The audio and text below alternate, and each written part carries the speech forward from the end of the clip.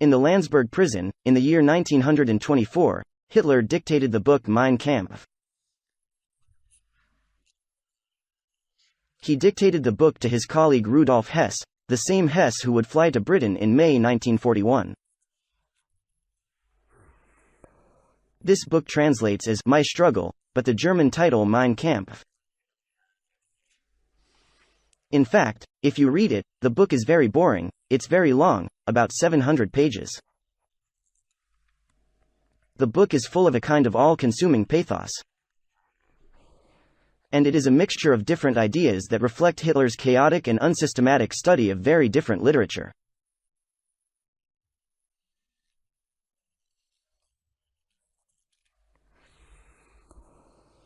The book was published in 2 volumes after his release.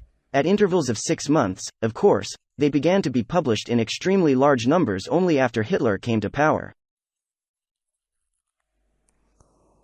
Thus, by the end of the Nazi dictatorship in 1945, a total of 11 million copies of Mein Kampf had been published.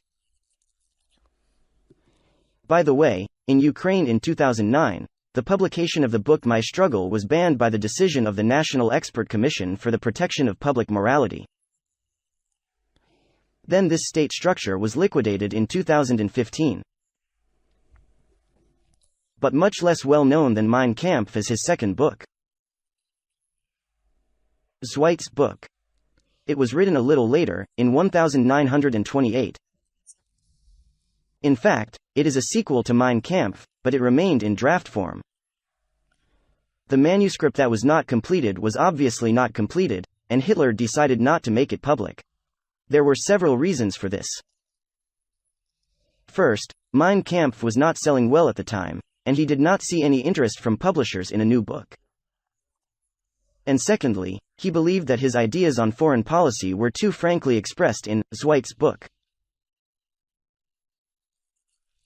Therefore, the book remained in manuscript and was found only after the war by the Americans, who conducted an examination and confirmed the authenticity of this text, and published the book for the first time in West Germany only in 1961.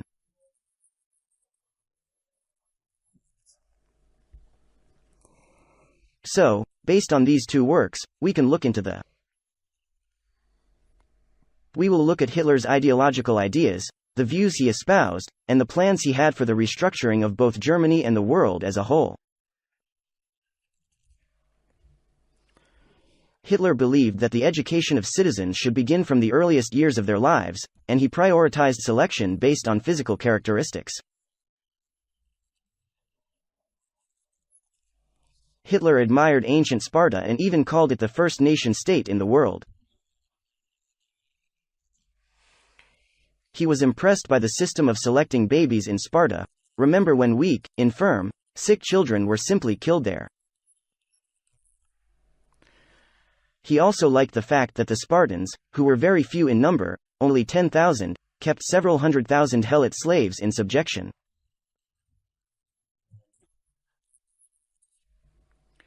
This is what Hitler wrote about this experience. The identification of the sick, the weak, the crippled, in short, their extermination, was more worthy and even 1,000 times more humane than the miserable madness of our time, which preserves the most pathological subjects. At the same time, it takes the lives of hundreds of thousands of healthy children through birth control or abortion to give birth to a race of degenerates burdened with disease.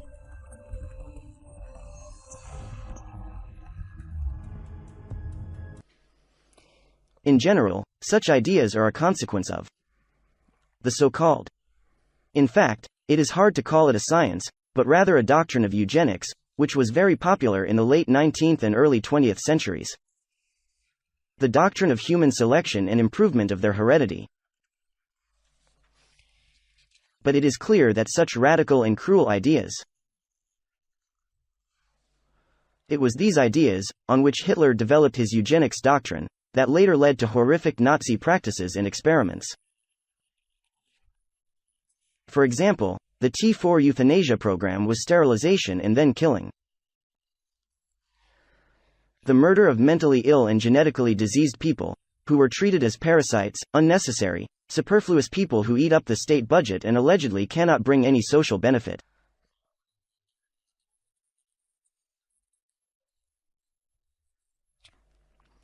Or, for example, an experiment such as the Nazi organization Lebensborn, which made sure that both parents were of pure Aryan descent and gave birth to so-called racially pure children.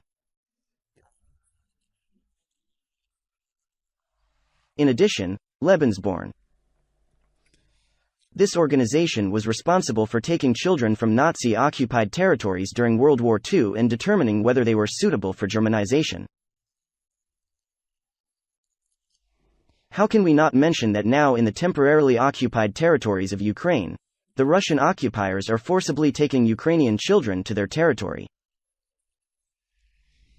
In this way, they carry out their propaganda from the first years of life, and transfer these children to completely strange Russian families.